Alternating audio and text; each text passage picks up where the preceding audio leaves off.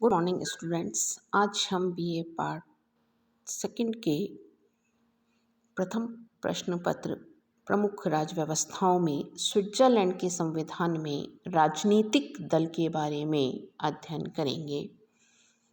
राजनीतिक दल वे पहिए हैं जिन पर लोकतंत्र रूपी रथ चलता है। ऐसा कोई भी लोकतंत्रात्मक देश नहीं है जहां लोकतंत्र का संचालन बिना राजनीतिक दलों के होता है। दल अनिवार्य हैं और दल के बिना लोकतंत्रात्मक शासन प्रणाली का संचालन असंभव है। राजनीतिक दल लोकतंत्र की धुरी हैं।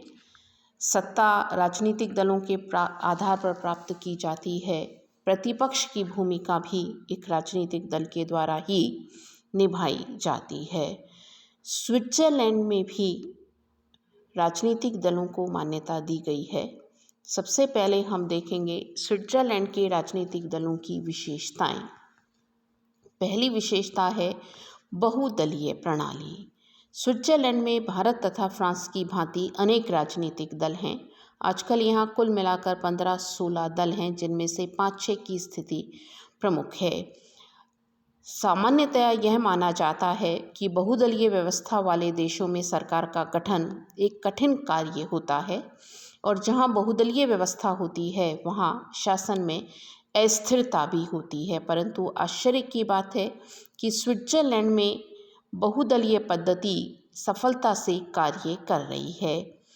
दूसरी विशेषता है दलगत भावना का अभाव। स्विट्जरलैंड में राजनीतिक दलों के अस्तित्व के बावजूद दलबंदी की संकीर्ण भावना नहीं है। जनता दलों के आधार पर संकुचित गुटों में विभाजित नहीं है। दुर्बल संगठन यहाँ पर यानी स्विट्जरलैंड में राजनीतिक दलों का संगठन बहुत ढीला ढाला है। यहाँ तक कि कैंटन के दल संघीय संगठन के अधीन नहीं है। नेक्स्ट है विरोधी दल का अभाव। स्विट्जरलैंड में इंग्लैंड या भारत के समान प्रतिपक्ष नहीं है।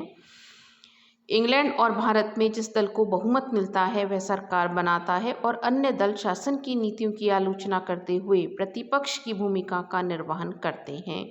यहाँ इस तरह की स्थिति नहीं है। दलीय एकता के आधार पर काम करते हैं।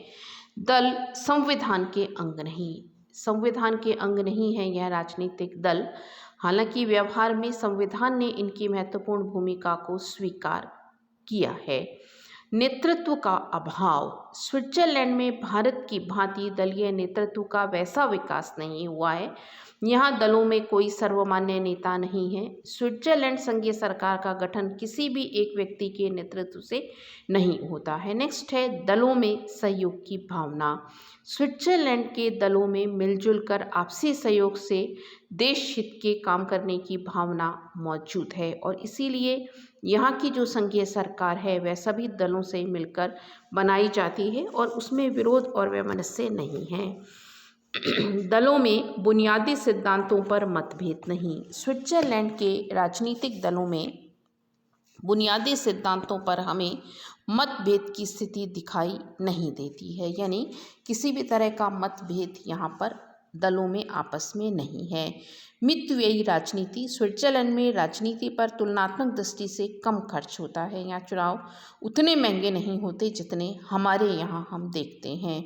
चुनाव का आधार योग्यता। स्विस मतदाता प्रत्याशी की योग्यता और गुणों के आधार पर मत देते हैं, न कि राजनीतिक दलों के आधार पर। जैसे हमारे यहाँ हम दलीय आधार पर वोटिंग करते हैं, वहाँ योग्यता के आधार पर यह वोटिंग होती है। नेक्स्ट है व्यावसायिक राजनीतिज्ञों का अभाव। स्विट्जरलैंड के दलों के नेता व्यावसायिक राजनीतिज्ञ नहीं होते, यानी यहाँ राजनीति को व्यवसाय नहीं माना जाता। यहाँ राजनीति में जाने का ध्येय सेवा और लोक कल्याण की भावना है। दलों के निर्माण का आधार संकीर्णता नहीं है। दलों के निर्माण का आधार यहाँ संकीर्णता नहीं है। अन्य देशों की तरह संकीर्ण तत्व यहाँ दिखाई नहीं देते हैं। दलीय संगठन का आधार कैंटन। स्विस दलों का संगठन कैंटनों के आधार पर हुआ है, न कि राष्ट्रीय आधार पर। यहाँ तक कि संघीय संसद के निर्वाचन भी कैंटनों के आधार पर लड़े जाते हैं। तो इस तरह से ये कुछ विशेषताएं हम स्विट्जरलैंड की संघीय स्विट्जरलैंड की दलीय व्यवस्था में देखते हैं। नेक्स्ट है दुर्बल दलीय व्यवस्था के कारण।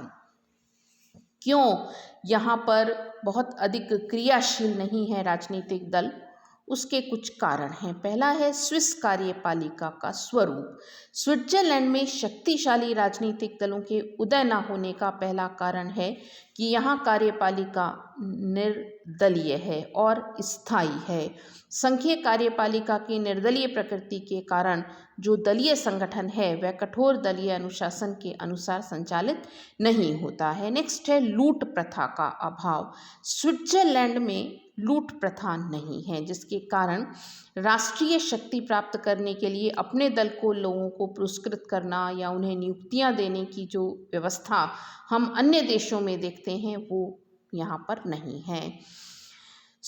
प्रत्यक्ष लोकतंत्र की व्यवस्था। स्विट्जरलैंड में प्रत्यक्ष लोकतंत्र की व्यवस्था प्रचलित है। जनमत संग्रह आरंभक के कारण यहाँ हम देखते हैं कि जो दल हैं वो दल प्रमुख रूप से कमज़ोर रूप में प्रतिस्थापित हुए हैं। नेक्स्ट है बुनियादी मतभेदों का अभाव। स्विट्जरलैंड में बुनियादी प्रश्नों पर आम सहमति पाई जाती है, उनमें मतभेद नहीं है। यानी छोटी छोटी बातों पर जैसा हम भारत में सत्तारूढ़ दल और प्रतिपक्ष के बीच मतभेद की स्थिति देखते हैं, उस तरह का मतभेद हमें स्विट्जरलैंड में दिखाई नहीं देता है।